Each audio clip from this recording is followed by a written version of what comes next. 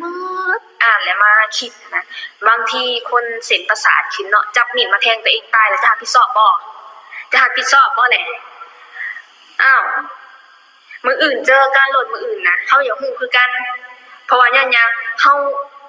ายอมรับว่าเฮาบ่ได้ขายเพื่อนแต่ทางสาวบุญบ้านนาก็ลงคลิปทางสาวนวลก็ลงคลิปเนาะมันบ่แม่นเรื่องของซุมเจ้าแหละซุมเจ้ามาถ่ายแบบซุมเจ้ามาถ่ายมาเว้าเรื่องเฮาหั่นนะเพราะว่าผู้ติดตามซุมเจ้าน่ะ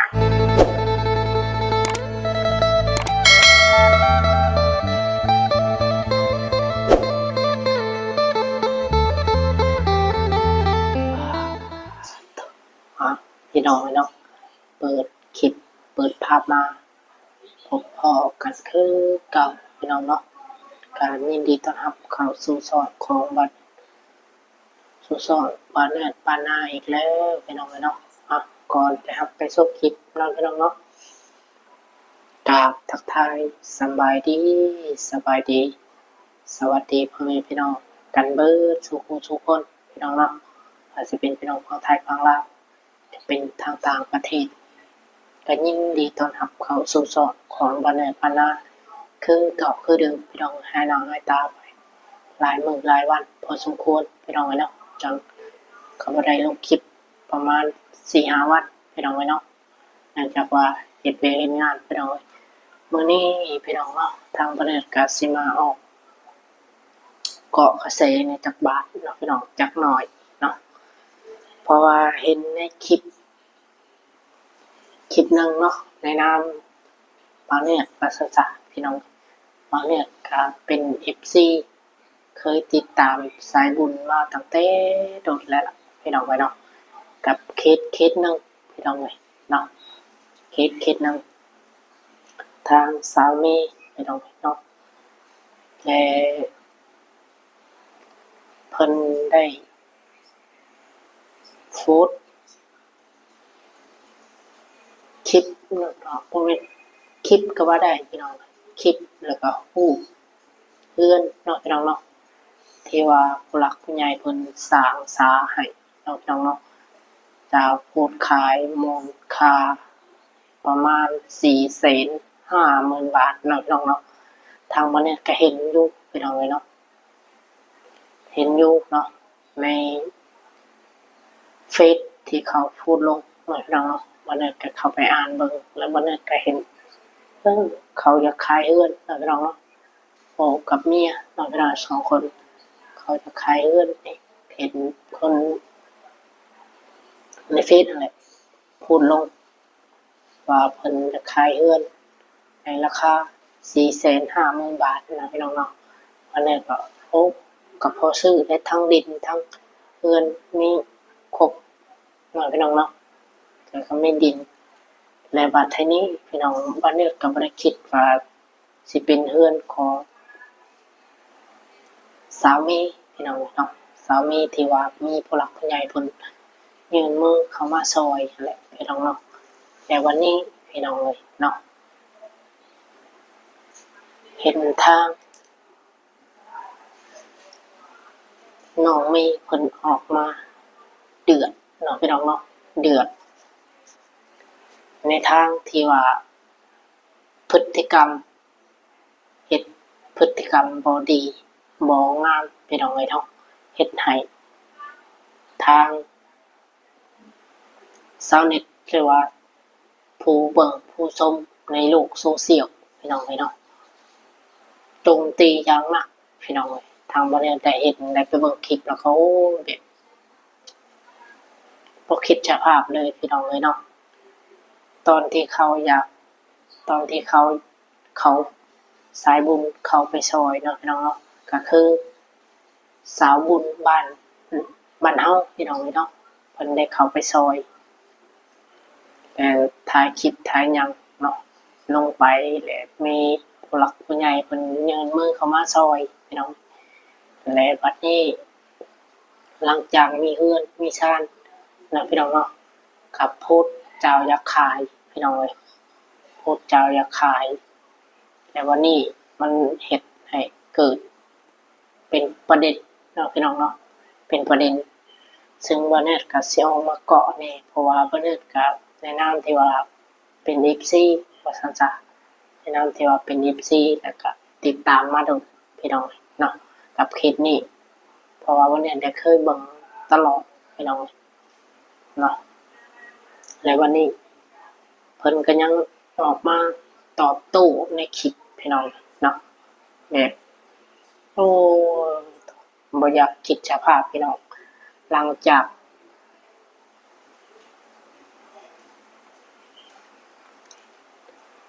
พามือเป็นหลังมือพี่น้องเลยเปลี่ยนเป็นคนละคนพี่น้องเนาะและพี่น้องควรคิดเห็นอย่างไรเนาะพี่น้องเนาะกับบุคคลนี้เนาะมันเฮ็ดให้เสื่อมเสียทางยูทูบเบอร์หลายๆคนเนาะที่ว่าเพิ่นอยากสดชอยอยากทำบุญว่าซั่นซะและอยากให้คนทุกข์ได้มีโอกาสรับการช่วยเหลือเนาะพี่น้องเนาะและสำหรับบุคคลนี้เฮ็ดให้เสื่อมเสียกับยูทูบเบอร์หลายๆคนเนาะพี่น้องเนาะเสื่อมเสียนั่นแหละเนาะพี่น้องนั่นที่ว่าเฮ็ดพฤติกรรมบ่ดีเนาะพี่น้องจังใดก็เดี๋ยววันนี้ก็สิพาพ่อแม่พี่น้องไปเบิ่งแล้วก็ไปรับไปชมคลิปนำกันเนาะพี่น้องเนาะไปโอเคพี่น้องจังใดก็เดี๋ยวไปเบิ่งไปชมคลิปนำกันเนาะพี่น้องเนาะเดี๋ยววันนี้ก็สิเปิดคลิปให้เบิ่งเลยพี่น้องลาวเขายังบ่หย่าเลยพี่น้องเพราะว่ามื้อทางสาวบุญบ้านเฮาเนาะพี่น้องเพิ่นก็สิเรียกเข้าห้องการเว้ากันเนาะพี่น้องเนาะแต่เพิ่นก็ยังว่าออกมาตอบโต้ในคลิปยังบ่หย่าเนาะพี่น้องเนาะเดี๋ยวมื้ออื่นก็รอเบิ่งรอชมในคลิปอีกต่อไปพี่น้องว่าสิเป็นจังไดว่าสิจบกันแบบดีบ่หรือแบบใดเนาะพี่น้องเนาะก็รอฟังรอชมนำกันเนาะทางที่ผู้หลักผู้ใหญ่เพิ่นก็ช่วยเพื่อให้มีอนาคตที่ดีแล้วเป็นหยังต้องประกาศขายเนาะพี่น้องเนาะคลิปนี้ก็ต้องออกมาตอบให้ FC ได้รับได้รู้หรือว่าผู้หลักผู้ใหญ่เพิ่นได้รับได้รู้ที่ว่าเป็นหยังต้องโพสต์ว่าประกาศขายเนาะต้องตอบให้ FC รู้อันนี้เจ้าคือบ่ตอบหยังเลยแบบมีแต่แบบเห็นเขาประจานตัวเองลงเลยมีแต่ว่าด่าแบบโว้แบบห้ามเลยพี่น้องแบบบ่จักถีบหยังเลยเนาะเฮ็ดให้เสื่อมเสียหายเนาะพี่น้องเนาะคลิปนี้ก็ไปฟังนำกันเนาะพี่น้องเนาะอันนี้ก็สิเป็นจังไดเดี๋ยวไปฟังนำกันเนาะพี่น้องเนาะคลิปนี้ก็บ่ได้ประมาทเพิ่นก็มีทาง FC เพิ่นก็รู้มาเว้าทางน้องเมย์ว่ามึงอีควายสัตว์อีสันดานหมาเป็นไผก็บ่มักคือแบบลาวหั่นแหละที่ดราม่าแต่ก่อนๆมีคนด่าเราก็ยังบ่มักแต่คนมาด่าน้องเมย์ก็บ่มักเพราะว่าหยังมันเกิดเรื่องมาเป็นหยังทางสาวบุญนี่คือบ่มาหาเพื่อนคือบ่มาหาเป็นหยังคือต้องไปลงคลิปเป็นหยังคือไปลงคลิปนะลงคลิปอันนี้มันหมายความว่าประจานน้องเมย์ทั้งอ้อมเป็นไผสิบ่อายเนาะไปไสไผก็สั่ง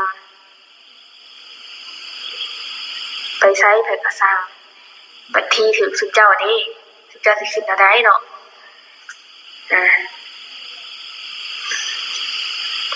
เจ้านี่เจ้าผิดตัวนี้เด้อตัวที่ประจานข่อยนี่สาวบุญที่ตัวที่เจ้าประจานข่อยนี่มีหลายช่องเนาะถ้าว่าสวยแล้วแล้วก็แล้วไปอันนี้สวยแล้วบ่แล้วหั่นนะ เพราะว่าเนี่ยยังแต่ก่อนก็คือที่ชุดเจ้าเห็นนั่นแหละที่ FC เห็นคลิปสุดก่อนนั่นแหละว่าสิบ่มาวุ่นวายทางอันกับทางน้องเมย์ เอาคลิปนี้ก็สิมาเอาเว้าหน่อยแล้วเนาะพี่น้องเนาะลาว่าซอยเรือแล้วมอบให้ทุกสิ่งทุกอย่างแล้วก็แล้วไปเนาะแต่สำหรับทางผู้ที่เป็นสะพานบุญให้ก็อาจสิปล่อยเนาะพี่น้องเนาะเพิ่นอาจจะปล่อยแต่ว่าเพิ่นเป็นหยังเพิ่นยังบ่ปล่อยเนาะเพราะว่าเพิ่นยังมีผู้หลักผู้ใหญ่ติดต่อหาเพิ่นหรือว่ามอบหมายให้เพิ่นอยู่เนาะพี่น้องเนาะก็คือแบบนี้เนาะเรื่องราวของมันแต่สำหรับตัวเองของผู้ที่ว่าเพิ่นซอยแน่นอนเพิ่นก็อยากปล่อยอะบ่อยากให้มันมีเรื่องราวเนาะแต่ว่า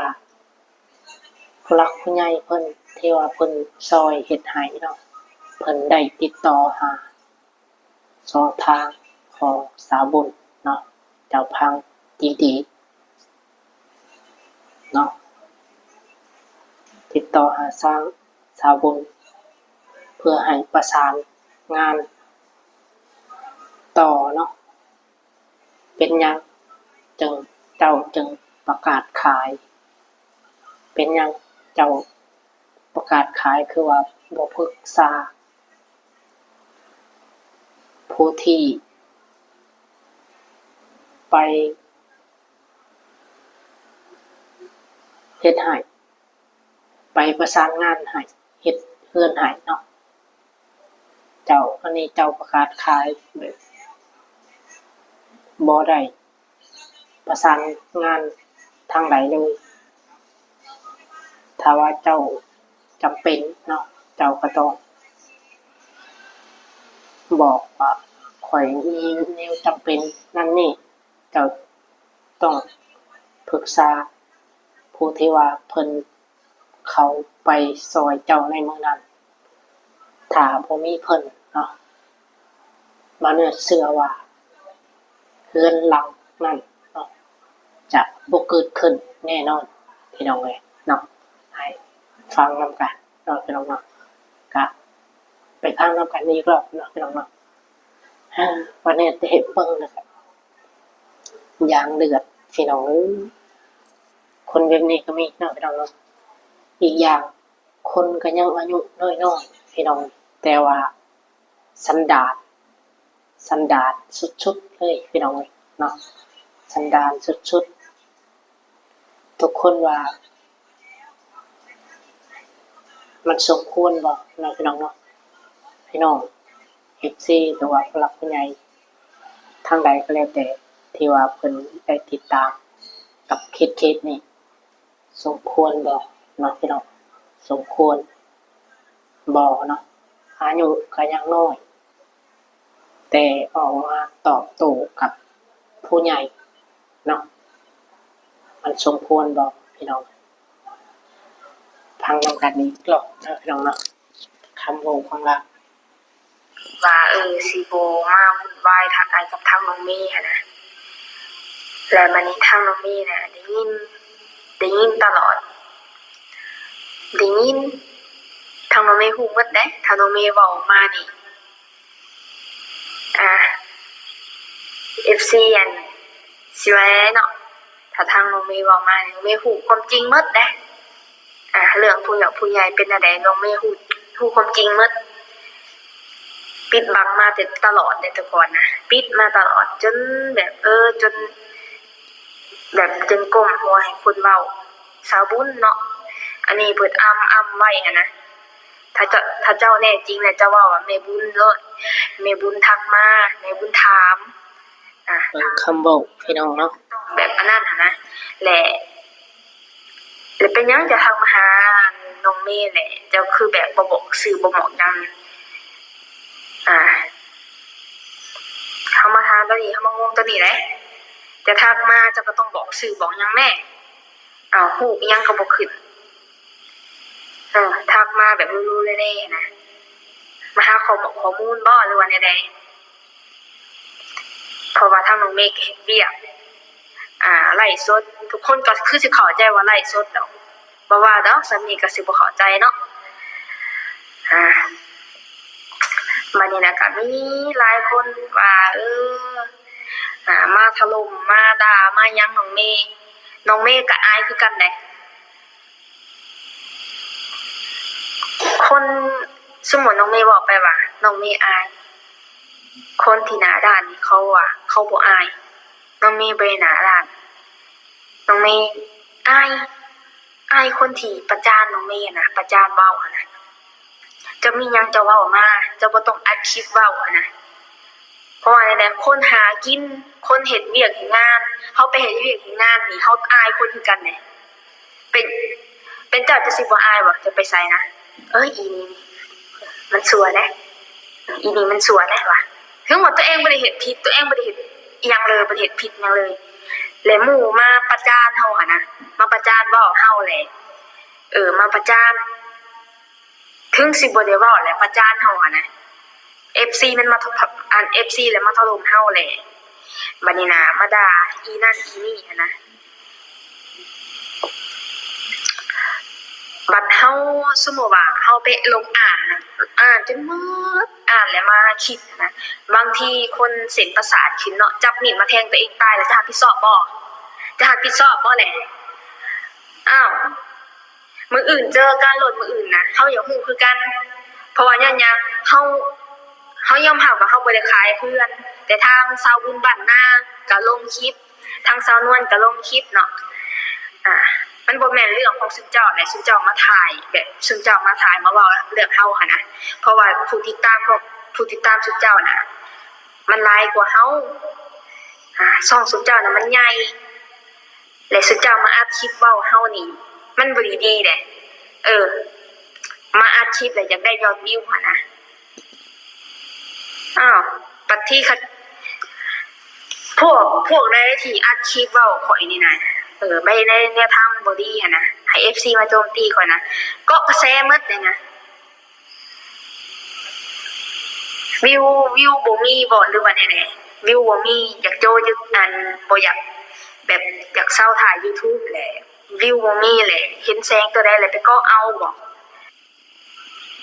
ล้างคลิปหน้าคลิปก็ให้เว้าดีให้เว้าคือที่ซุเจ้าเว้าต้นหน้าคลิปนั่นแหละบ่แม่นว่าต้นหน้าคลิปแล้วเว้าดีหลังคลิปเลยไปในทางบ่ดีนะอันนี้แหละคนที่มักเกาะกระแสหาเรื่องและประจานคนเนี่ยมันม่วนเป็นข่อยอายคือกันแหละเลยแบบมาทะเลาะถล่มเฮาหั่นนะช่องเฮาแหละช่องเฮาน้อยแหละช่องเพิ่นละช่องใหญ่แหละสิเฮ็ดแนวใดก็ได้หั่นนะสิหาเลาะหาเรื่องเฮาก็ได้หั่นนะเรื่องดราม่าสุดก่อนน่ะก็จบลงแล้วแต่เจ้าก็ยังบ่จบนะมันหลายเลยเด้ดราม่าเจ้านี่มันหลายแล้วพี่น้องเนาะขอความคิดเห็นเนี่ยใดกับบุคคลคนนี้นะพี่น้องเนาะนิสัยสันดานชุดๆพี่น้องเนาะจากล้างมือจากพามือเป็นล้างมือพี่น้องเนาะตอนที่ว่าสายบุญเนาะเพิ่นได้เข้าไปซอยและแม่เนาะพี่น้องเนาะแม่ทางสาวบุญเพิ่นอันนี้เนาะเลยเนาะทางสาวบุญกับลูกแม่ก็ว่าได้พี่น้องเพิ่นก็เป็นผู้หลักผู้ใหญ่พอสมควรแหละพี่น้องกับรุ่นแม่แหละพี่น้องแต่เป็นยังเนาะคือแบบอันนี้บ่เนี่ยก็บ่ได้ออกมาว่าโจมตีผู้ใดพี่น้องเนาะแต่ว่าออกมาโอ้ในนามที่ว่าเพิ่นเนี่ยติดตามกับสายบุญและก็เคสนี้ได้เบิ่งตลอดเนาะพี่น้องเนาะแต่ต้นพี่น้องเนาะ แนะนำที่ว่าวันนี้เป็น24ว่าซั่นซะพี่น้องแล้วก็เป็นหยังเจ้าคือบอกว่าบ่ได้ขายบ่ได้ขาย แต่เป็นหยังเจ้าคือว่าพูดว่าขาย อันนี้วันนี้ก็งงเนาะงงกับคำเว้าของสาวเมย์เนาะพี่น้องเนาะว่าเป็นหยังเจ้าก็ต้องคือคือว่าเปิดออกมาเลยว่ามันเป็นนี่ใดนี่ใดเนาะเขาก็ถามอยู่เด้ว่าเจ้าเป็นหยังคือว่าโพสต์ออกประกาศขาย เขาก็ถามอยู่เรื่องนี้เนาะถ้าว่าจะตอบไปก็เรื่องมันก็สิจบเนาะว่าเป็นแนวนั้นอันนี้ก็เขาเวลาเขาถามมีแต่ว่าข้อยบ่ได้ขายแต่ว่าโพสต์ประกาศขาย อันนี้ก็งงมากเนาะกับคนพฤติกรรมบ่ดีแบบนี้เนาะก็สมควรที่ว่า FC โจมตีเนาะสมควรสุดๆเลยล่ะพี่น้องโอเคพี่น้องเลยสำหรับคลิปนี้ก็บ่มีหยังหลายก็สิประมาณนี้เนาะพี่น้องเนาะก็สิมาเว้าว่าในจังหวัดในเมืองบ่เนี่ยจะเห็นก็บ่โอเคพี่น้องเนาะบ่โอเคปานใดเนาะพ่อแม่พี่น้องส่งความคิดเห็นใดๆก็พักคอมเมนต์อยู่ใต้คลิปกันเข้ามาพี่น้องเนาะเดี๋ยวมื้ออื่นก็รอเบิ่งรอชมคลิปต่อไปพี่น้องสำหรับคลิปนี้ก็สิขอตัวลาไปก่อนพี่น้องพบพอกันคลิปหน้าเนาะแน่นอนพี่น้องมื้ออื่นก็เจอกับสาวบุญเนาะพี่น้องว่าเรื่องราวมันสิเป็นแบบใดก็รอฟังรอชมนำกันพี่น้องสำหรับคลิปนี้ขอตัวลาไปก่อนสบายดีพี่น้องฝากกดไลค์กดแชร์กดติดตามให้เด้อพี่น้องบ๊ายบายพี่น้อง